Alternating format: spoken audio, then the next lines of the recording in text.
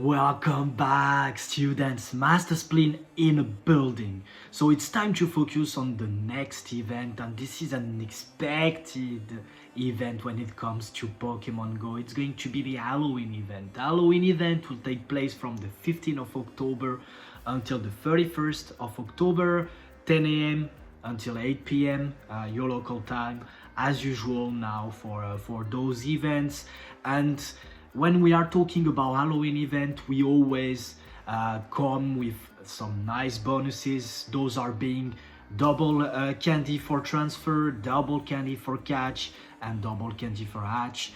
And this year they add a new feature, a new bonus to the event with a guarantee XL when you are walking your body, and this is huge, and we will talk a bit later how you could really take advantage of this feature. So compared to last year, this year the Halloween event will be split in two. You will have the first week with some Pokemon that will spawn more in the wild, and the second week they will be replaced by other ones. And if you are just checking the highlights, as you can see just down here, we have the introduction of 3 new Pokemons. The first one being Galarian Slowking, sorry. The second one being Trevenant, and the third one being Gourgeist. And we are going a bit to analyze how those last two will shake up the meta. New highlight is going to be the release of Ariados as a shiny, as Pilarak and Ariados as a shiny. It could be a great opportunity if you don't have a good PvP. Every one of those ones to try to find one. If it's a shiny, it's even cooler. What you should focus on when it comes to PvP for this entire Halloween event, we realized this infographic with Sylph, Great League, Ultra League, Master League, and XL Candy, and then basically it's in the wild, in the egg pool, or in the red. So here you can see that's always going to be that for Sylph. For example, we think that you should focus on those months. Obviously, you should focus on those months if you don't have a good PvP IV yet, or if you haven't built them yet. If you have like your Empoleon for Great League, your Empoleon for Ultra League, you don't need to focus on Empoleon. So that's basically how you should read the infographic. We had this spicy thing, but it's really more for the people that like to play spice, and those are the picks that we think are spicy in those leagues, in our opinion. So being Crobat, Hypno, Golurk, and Alolan Raichu for instance. One thing that we should be disappointed about is that Sableye unfortunately is not going to spawn in the wild. So if you want to grab some XL candies, you need to raid, and unfortunately I don't think Sableye is a guarantee XL from raids. So this sucks definitely. But I do hope they will spawn at least a little bit, so that we can, if you haven't built your XL Sableye, you can finish to do it. So I'm going to focus on 3 months. It could be interesting to analyze obviously Ariados matchups, Hypno matchups, Gengar, Hunter, Golbat matchups, but I think we already covered that in previous videos. So we are going to focus on the 3 new months, those being Cofragrigis, Trevenant, and Gourgeist, and to look a bit how they shake up the meta. So about Cofragrigis, so basically Cofagrigus was buffed at the beginning of season 9 of Co-Battling, when they just updated the move pool, and now it's a very viable Pokemon, really tanky. It's like a tanky ghost type, basically. So really interesting. I think that even if it's not supposed to spawn that much, I think it's a great opportunity during this event to try to look out for a good PvP IV1 if you haven't, obviously, and to build it for the Great League. It's really a huge interesting mon in the top 20 in the PvP ranking, so really interesting. So if you look a bit at the matchup, so what Cofragrigis is going to be able to do is going to be able to handle grass types, is going to be able to handle fairy types, is going to be able to handle the psychic type, the fighters or the pseudo fighters, the steel types, and the water types. So this is huge. This is thanks to the bulk. In addition, you pick up the Galv matchup, which is huge as well. And unfortunately, you don't beat the other ghost types, mainly because you don't have a bait move. But you can beat the Alolan and Marowak if you are carrying a good PvP IV Cofragrigis. So I think it's important for you to try to look out for this. Here we have like 3 IV dependent matchups, so those being Skarm, Meganium, and Superior. And for the 3, it's if the opponent is carrying a really high stat product mon, he's going to be able to flip the matchup thanks to the extra bulk on the mon. Let's say that your Shadow Ball is not going to be able to kill, and therefore you are going to lose the game. Where I do believe Cofragrigis is even more impressive, it's going to be in the Ultra League. So in the Ultra League you need a fully XL one, so a 10, 15, 15 for example. And as we were saying just during the community day video on Dusknoir, basically Cofragrigis is just a better Dusknoir, so same cost, so you need to fully XL it, and you have access to such a variety of mons, of meta mons that you can beat. This is huge. Beating the psychic type, even beating the Giratina alterated, so beating the Deoxys, beating the Cress, beating the Charmers, so Sylveon, Togekiss, and Clefable. You beat Lugia, you beat Lapras. So in a nutshell, it's huge, and I will definitely recommend to focus on Cofagrigus, to try to grab some XLs. If it's not spawning that much, it's going to be a hard task, but I mean you could still try to stack as many XLs as you can. Let's move to the next one. Yes, just before I forgot, here basically you have like 3 IV dependent matchups, those being Nidoqueen, Shadow Nidoqueen, and Melmetal. And like in the Great League, if the opposing mon is having some really good high stat and PvP IVs, then they will flip the matchup, which is a bit incredible when it comes to Nidoqueen, because you are supposed to have a favorable matchup, and even like that, if they bait you and land the Earth Power, they are going to kill you with a high stat product. Let's move to the first new mon that will be added to the game, and it's going to be Trevenant.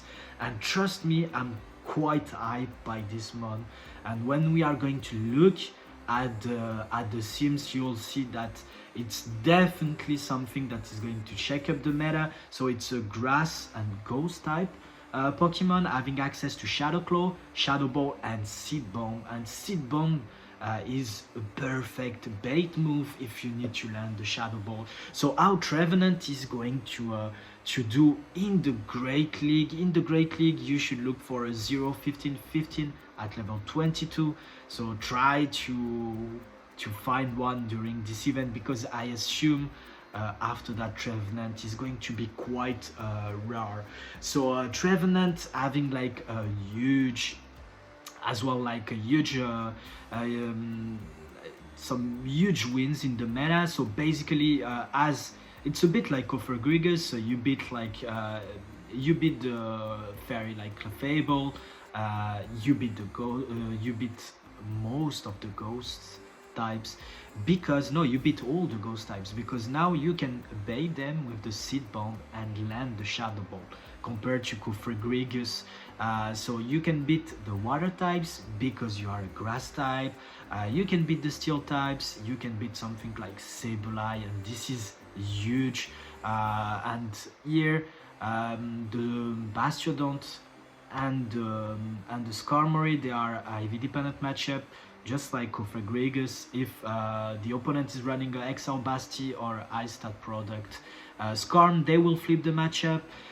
For the Azumarill, you need to have a really high stat product to be sure you win against all the Azus IV spreads, and you pick up Alolan Ninetales if he's running Charm, and you pick up Tropius if he's running Razor Leaf, basically because Charm is not doing super effective damage to you, and you cannot spam those Weather Ball, and you are resisting the Razor Leaf. So very impressive mon, and that's something that you should really focus on, and you are going to see that if you come to the Ultra League, it's also looking quite nice for the Ultra League.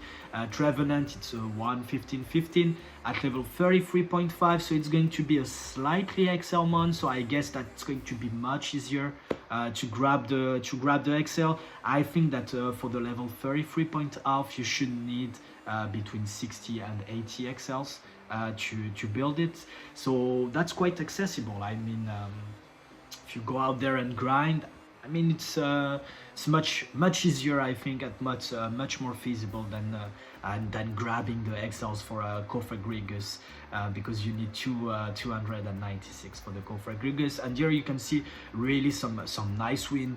You beat, for example, again, you beat the ghost types, you beat the, except Gengar, you beat the psychic types, but for the ghost types, for example, you beat the 2 Giratinas, you beat the grass types, you even beat the G-Fisk, you beat the Swampert. So I do believe this mon should be a real code breaker when it comes to the Ultra League, and I'm looking forward to see some actions of Trevenant. 3 matchups I would like to point out.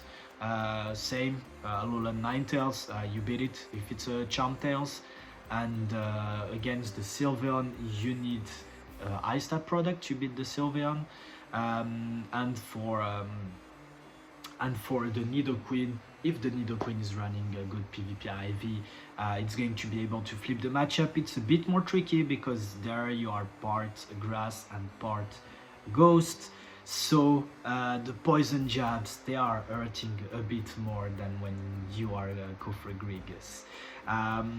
Let's move on to the next one. So that's going to be Gourgeist, and Gourgeist is going to have the same move pool as Trevenant, so Shadow Ball and Seed Bomb, but it's going to have X instead of Shadow Claw.